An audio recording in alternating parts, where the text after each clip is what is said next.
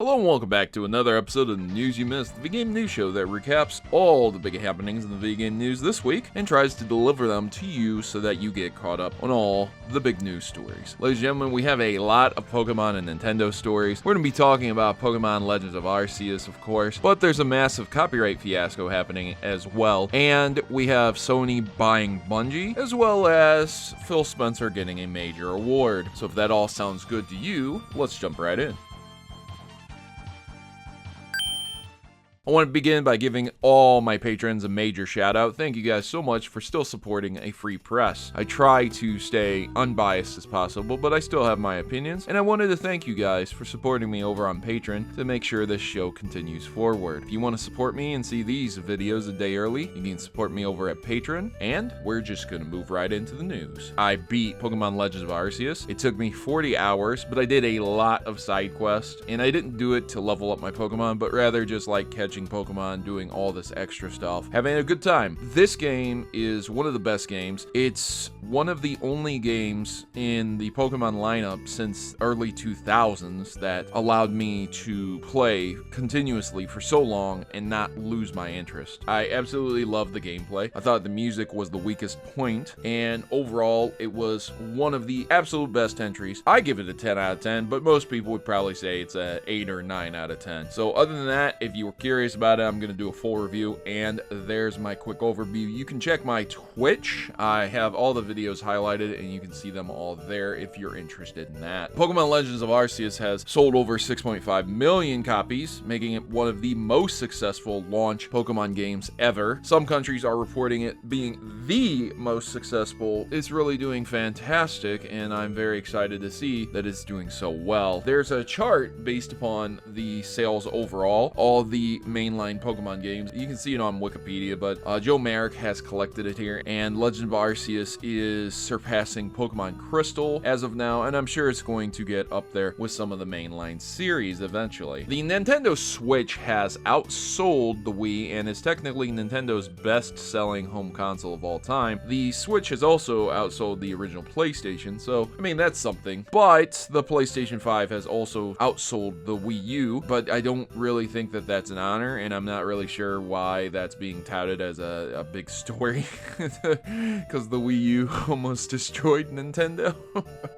Hey, but you know, whatever, man. The US government wants a Nintendo hacker, Gary Bowser, locked up for 5 years. You guys remember that guy, Team Executor? They distributed software and hardware that allowed people to run pirated games on Switch consoles. Well, they want them to serve 5 years, and they're arguing that the proposed sentence is in the court documents, but of course, it has not gone over yet. They want them to reflect the circumstances of the offense. You know, it's over video games. This guy didn't kill anyone. This guy didn't assault anyone. This is over hacking video games. Nevertheless, it's still Nintendo's right to do so, and so they are doing it. Speaking of which, there is a guy named GilvaSunner. If you guys know this guy or not, he has a lot of tracks, and he's been slammed with 1,300 copyright blocks from Nintendo. There's another 2,200 blocks along the way. Many people have come to the conclusion that this is likely because Nintendo is going to launch something, which they have, and it is the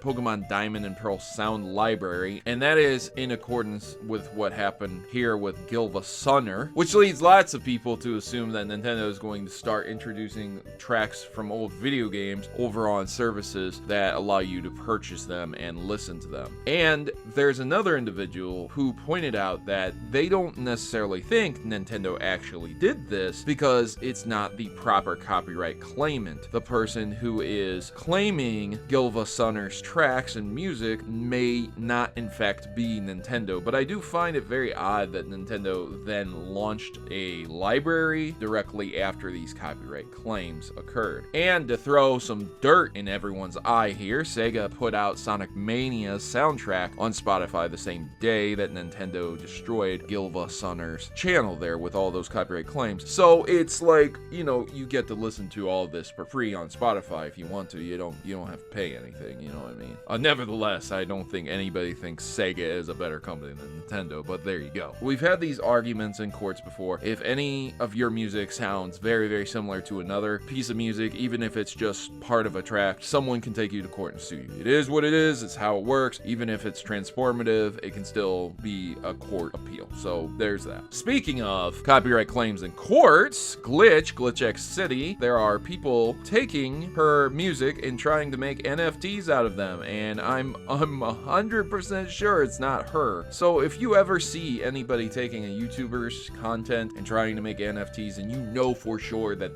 that's not them, whichever way you feel about NFTs, report them, raise awareness, make sure the YouTuber, content creator, music creator, whoever knows it's happening so that they can take the proper steps to get that taken down. Grand Theft Auto 5 and GTA Online are coming to the Xbox Series X and S. I don't know what modifications, what enhancements they're really going to be making with the FPS boost and stuff like that. Just buy GTA 5 again and again. It's almost up there with Skyrim. Xbox CEO Phil Spencer is set to receive a Lifetime Achievement Award from the 25th Annual DICE Awards. Bungie is joining PlayStation. I find this to be really, really crazy because if you guys didn't know, originally Bungie developed all the Halo games. They have several other games as well, but you know, everyone knows them for Halo. Okay, so they wanted to leave Microsoft because Microsoft would not allow them to develop Destiny the way that they wanted to. They wanted to create a whole new IP. Microsoft said, no, you're going to make Halo. And so they wanted to leave Microsoft. So they did, and they joined Activision Blizzard as the publishing company. And then Activision Blizzard butchered Destiny, as we all know that. It caused a lot of discourse and destruction within the company itself. So they said, you know what, we're going to go independent. So they went independent, and they were going to even publish Destiny fully on the PlayStation only. This was going to be a Sony exclusive, and they said, nope, we're going to go ahead and publish for all consoles and even PC. And then, after they went independent from the destruction that Activision caused them, they decided, yet again, to join PlayStation. I mean, my God, man, after they get passed around a lot, maybe Nintendo will have a crack at them in the next 10 years. Jesus, right?